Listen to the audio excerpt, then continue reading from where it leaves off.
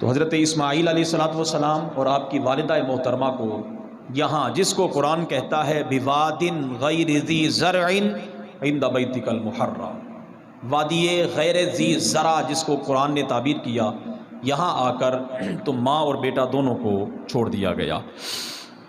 جناب ابراہیم علیہ السلام واپس پلٹ گئے۔ اب ماں بیٹا یہاں پر موجود ہیں اور زمزم کے جاری ہونے کی صورتحال بھی آپ سماعت کر چکے ہیں۔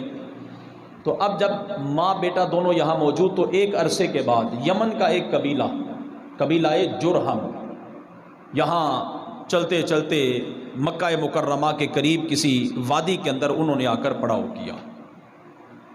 اب جب انہوں نے وہاں آ کر پڑاؤ کیا تو جہاں یہ دو شخصیات موجود تھی، یہاں پانی موجود تھا زمزم کی صورت میں، اور پانی کے اوپر جہاں کچھ جنگل ہو تو وہاں پرندے لہراتے ہیں، پرندے اڑتے ہیں۔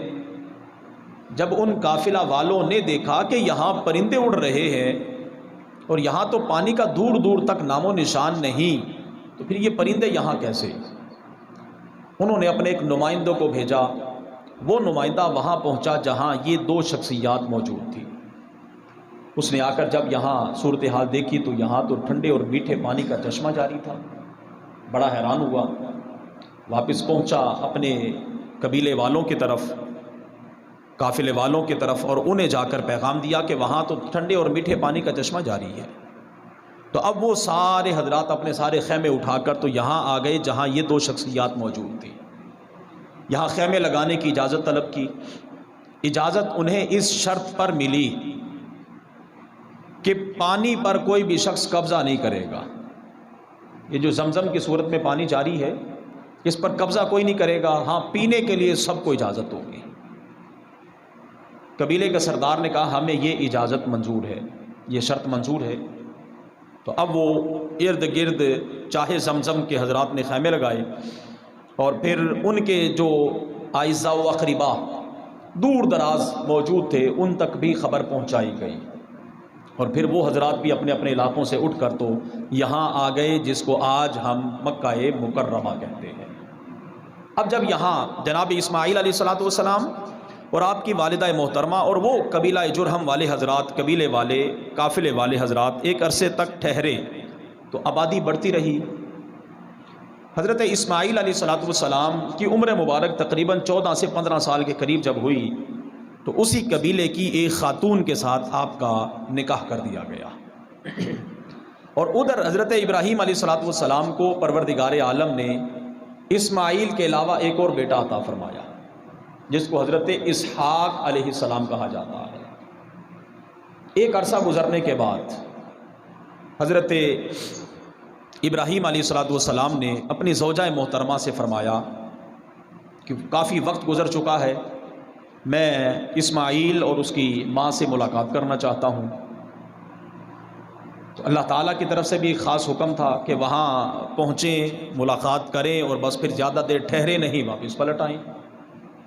جناب ابراہیم علیہ السلام نے اپنی سواری لی اور مکہ مکرمہ پہنچے۔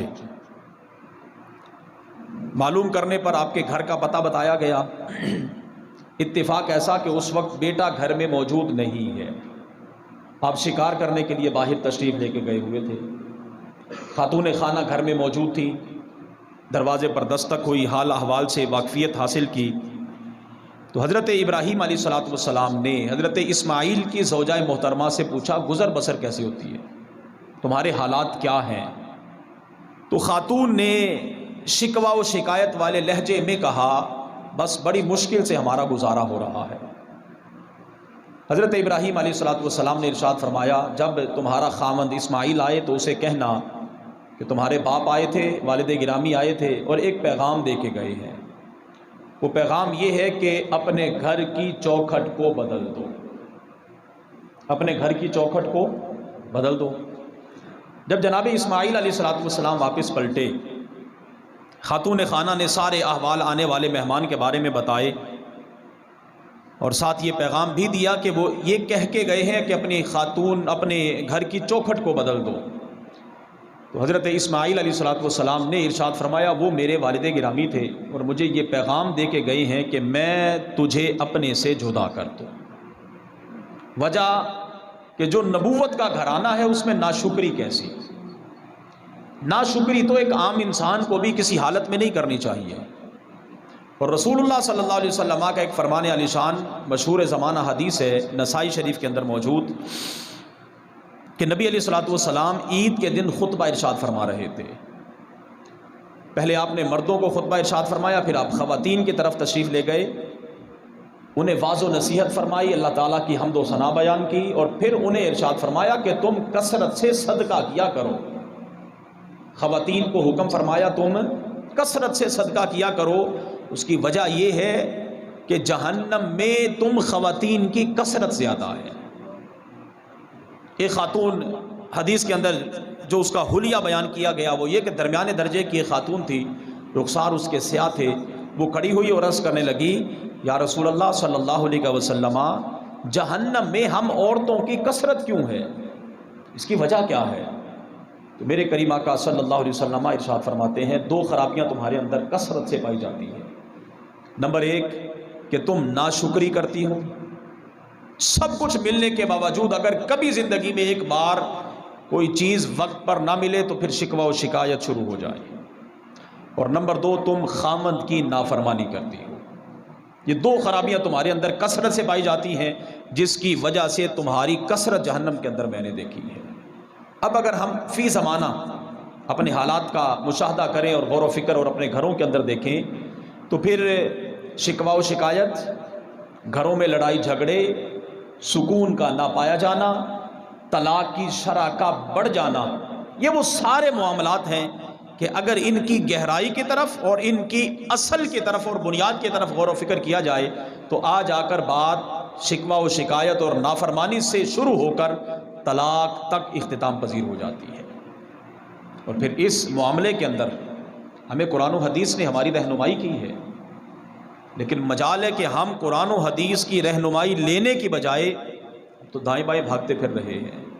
اور پھر میں بارہا ایک بات یہ عرض کر چکا کہ جب ہمارے ہاں ایک نوجوان بار بار طلاق کے جملے طلاق دینے کے بعد پھر اس کی آنکھیں کھلتی ہیں کہ نہیں اب تو 2 بچے بھی تھے ہمارے، اب 2 بچوں کا کیا بنے گا، پھر بھاگتا ہوا آئے گا مسئلہ پوچھنے کے لیے.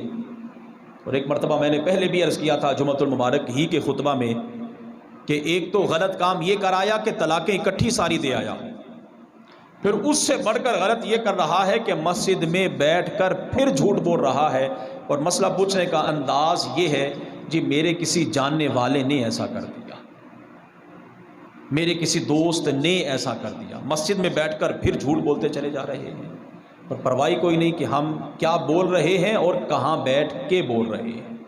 اور پھر سب سے بڑا عذر جب ہمارے گھروں میں خرابیاں پیدا ہو جاتی ہیں، گھروں میں طلاق جب واقع ہو جاتی ہے، سب سے بڑا عذر آ کر جو پیش کیا جاتا ہے وہ یہ کہ جی میں غصے کی حالت میں تھا.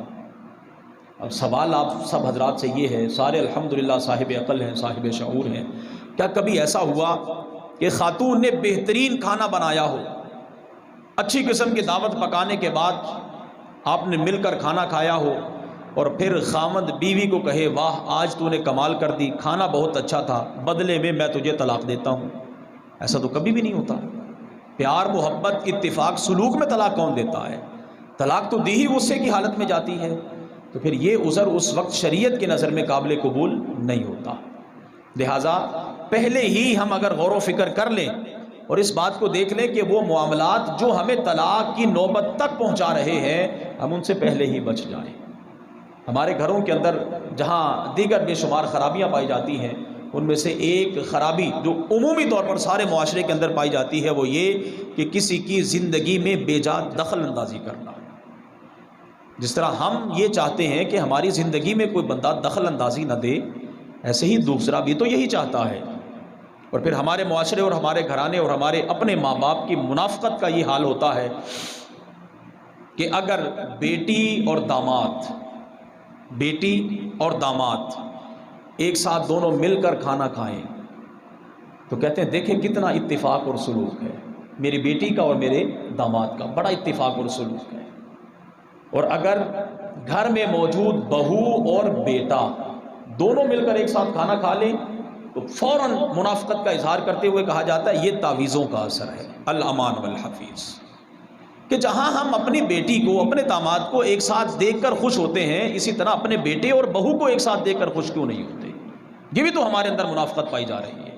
ہماری خواہش یہ ہے کہ ہماری بیٹی ہمارے گھر سے جاتے ہی دوسرے کے گھر میں جا کے قبضہ کر لے اور بس جو کچھ ہو کلی اختیارات اس کے پاس آ جائیں، جو یہ کہے وہی چلتا رہے، اور جو ہم اپنے گھر میں لے کے آئے ہیں ہماری جان نکلتی ہے اس سے، اگر گھر میں کوئی کام ہو تو مشورہ کر لیں، نہیں ہمارے تو گھر کا راز دوسرے گھر تک چلا جائے۔